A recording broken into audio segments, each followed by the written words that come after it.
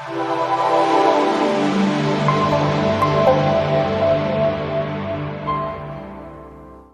сайн байцгаана уу.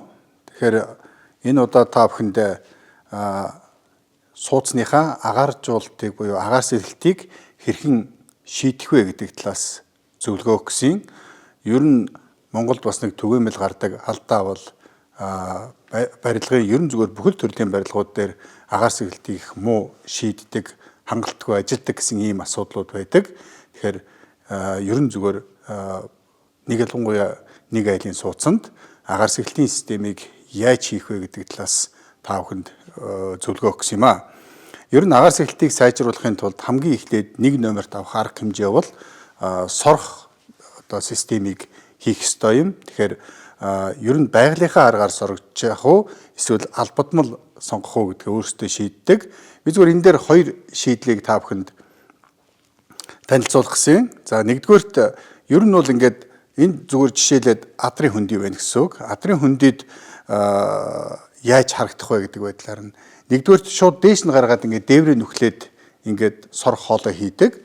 За энэ дээр ямар асуудлууд үүсдэг вэ гэхлээр нэгдүгээрт нөгөө нэг хүүтрэхээр буцаж тусаал гараад гоожод байдаг. Тэгэхээр тэрнээс хамгаалах арга хэмжээ нь юу байдаг вэ гэхлээр гадуур ингээд дулаалж их асуудал байж байгаа юм. Тэгэхээр энэний хоолойны гадуур ер нь одоо чинь наалдагч байж болно, ингээд ороодогч байж болно.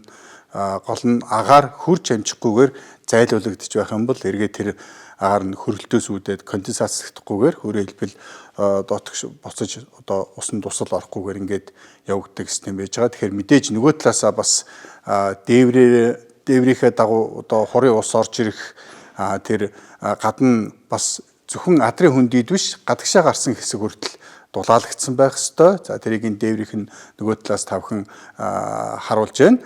Ерөөсөө яг энэ дээвэр соолн ч гэдэг юм уу энэ дээр ажиллана гэдэг өөрөө хүндрэлтэй байх юм бол хажуу тийш нь гаргаж болдог. Гэхдээ энэ нөхцөлд яах вэ гэхээр бас л дулаална.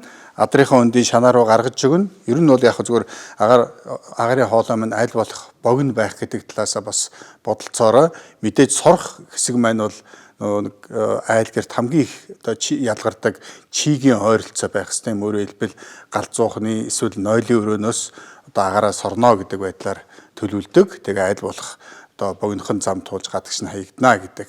Тэгэхээр бас л нөгөө нэг тавигддаг шаардлагууд нь тавигдана юу вэ гэхээр заавал дулаалгатай хийгдэх ёстой шүү. Агарын хоолой чинь гадна талаас нь дулаалж өгөөрэй. Ядаж хамгийн багтаа гэхэд 1 см энэ жишээ нь полиэтилений дулаалга байж байна. Мөнгөлөг бүрэлттэй ийм дулаалгуудаар сайн чигд хийж өгөх ёстой шүү гэдэг асуудал. Мэдээж гарч байгаа хэсэг дээр бас нөгөө нэг борооны уснаас хамгаалагдсан одоо малгайвчтай байна гэж үзэж байгаа. Яг ийм богино эргэлттэй буюу хажуу тийшээ гаргасан нөхцөлд дотор талдаа заавал сенс ашиглана. Өөрөөр хэлбэл яг ийм нөхцөлд бол нөгөө нэг ердийн буюу байгалийн жаваараа агаар сэлэх боломж нь их үүсэж байгаа эсэргүүцлийнхээ улмаас боломжгүй болдог. Тэгэхээр зайлшгүй сенс тавьж өгнө. Харин зүгээр дээшээ ингээд дээвэр төгөө гаргаад ерөнхийдөө дээврээс дээшээ нэг 60-аас дээш санж гаргаад өгсөн нөхцөлд бол байгалийнхаа аргаар соргодоо явчихдаг учраас заавал сенс өрдөөлөд байх шаардлагагүй. Тэгэхээр хэдийгээр энэ сенс нэг 15-аас 20 ваттын чадалтай байдаг ч гэсэн одоо юу гэдэг нь цахилгаан эрчим чимнэх гэдэг үүднээс байгалийнхаа аргаар байнга сэлгээ явуучих юм бол яг бас сенстэй нөхцөлд нөгөөдхөө асааж унтрахаа мартах гэдэг асуудлууд байдаг. За тэр нөхцөлд бол энэ байгалийнх нь аргаар хийж байгаа нь илүү үр дүнтэй байдаг.